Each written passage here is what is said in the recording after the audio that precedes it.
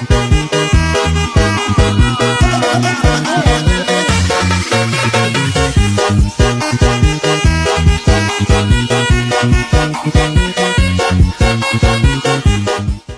semuanya, saya Diki.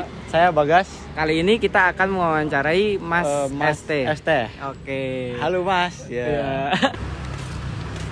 Misi Mas. Saya lagi ada tugas dari kampus mewawancarai UMKM. Nah di sini Masnya boleh nggak saya wawancarai? Dengan nama siapa Mas? Lukman. Oh ya, di sini saya mau nanya beberapa pertanyaan, yaitu yang pertama itu modal awalnya berapa sih Mas jualan kayak gini?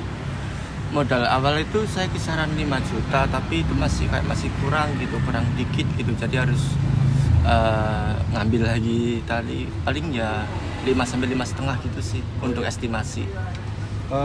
Kemudian omset per harinya berapa sih Mas kira-kira? Omset sih nggak tentu, cuman kalau untuk estimasi juga 100 sampai 200-an sih di angka segitu, karena emang baru masih awal, kayak adaptasi juga gitu sama lingkungan gitu. Jadi nggak nentu. Kemudian tantangan dalam berjualan es teh ini apa ya Mas kira-kira? Tantangan sih mungkin ada 1-2, kayak misal persaingan antar penjual-penjual yang lain gitu, apalagi sekarang cuaca lagi kurang nggak menentu, kurang bersahabat gitu, jadi kadang cuaca juga bisa sebagai tantangan gitu. Mas ini berdirinya sejak kapan sih dan udah berapa lama kira-kira? Ini udah 2 bulan yang lalu sih Kak, jadi ini dari September gitu, tanggal 10 gitu. Awalnya juga saya kayak FOMO karena emang juga nggak ada pengalaman jualan gitu ya, aku pikir bisa lah karena emang kerjaan sebelumnya juga ada bau-bau bartendernya gitu, jadi kayak ya aku pikir kalau jualan es teh gitu aku bisa menguasai tentang ini es tehnya itu. Oh ya, jualan kayak gini nih ada pembukuannya nggak Mas? Dan kira-kira pernah rugi banget nggak sih? Untuk pembukuan tentu saya tuh ada kayak mungkin modal-modal di awal gitu, buat peralatan, buat sewa teras gini, buat mungkin kalau pembukuan secara omset juga ada saya gitu. Kalau untuk omset ya di kisaran 100 sampai 200 sih, karena emang juga tiap hari itu nggak menentu, karena juga emang namanya juga orang jualan gitu. Kalau untuk kerugian saya pikir kalau rugi yang banget itu enggak. Kalau awal-awal dulu kayak saya harus nyiapin bahan kayak masak banyak-banyak gitu, tapi kok ternyata kadang sepi gitu, jadi saya harus meminimalisir. Jadi katakanlah masak juga nggak usah banyak-banyak gitu. Sekarang seiring jalannya waktu sambil adaptasi itu saya juga tahu, oh saya harus gini, masaknya disedikit-dikitin gitu. Oh ya Mas, mau tanya untuk bahan-bahannya sama alat-alatnya yang dipakai itu apa aja ya? Kalau untuk awal itu saya juga beli kontainer box itu juga alhamdulillah saya beli sendiri gitu. Kalau untuk alat yang lain ada kapsiler, ada kompor gas gitu, ada termos buat es batu. Untuk bahan juga meliputi mungkin juga teh, gula, untuk air gitu, sama bumbu-bumbu buat cilok dan lain-lain gitu. Jadi kalau di sini tuh nggak cuman es teh doang gitu ya Mas? Ada yang lain?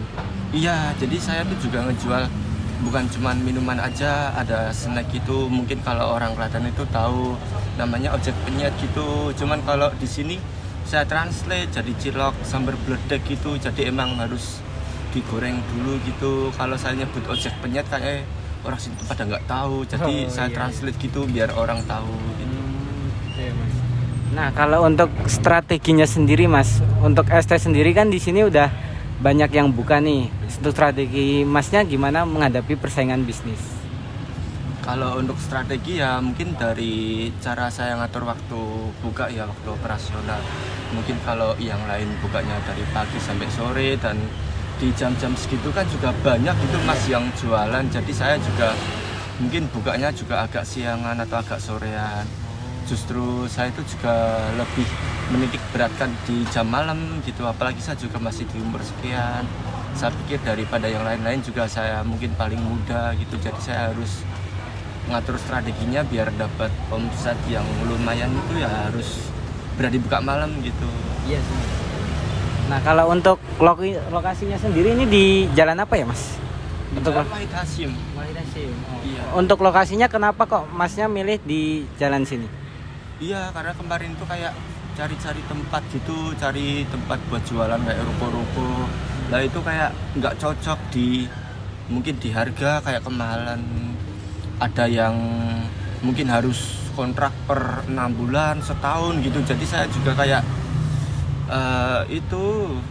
saya kalkulasi gitu, saya juga pikir-pikir untuk biaya. Terus saya kalau jualan juga masih baru-baru, takut nanti kena mental atau sebulan 2 bulan kayak mati di jalan gitu, maksudnya kayak mati dalam jualan gini. Jadi kayak takut berhenti di tengah jalan gitu. Kalau bayar setahun 6 bulan gitu kayak nggak sanggup, mending yang cari bulanan. Aku pikir di minimarket itu sewa-sewa teras itu aku pikir bisa jalan itulah kalau emang bayar sebulan gitu. Alhamdulillah dapat gitu. Oke, mungkin itu aja, Mas. Terima kasih atas waktunya karena telah menyempatkan untuk diwawancarai. Oke, jangan lupa teman-teman untuk beli teh apa ini asalnya? Es Teh Hasanah di Jalan Wahid Hasyim, tepatnya di depan Indomaret. Terima kasih, Mas.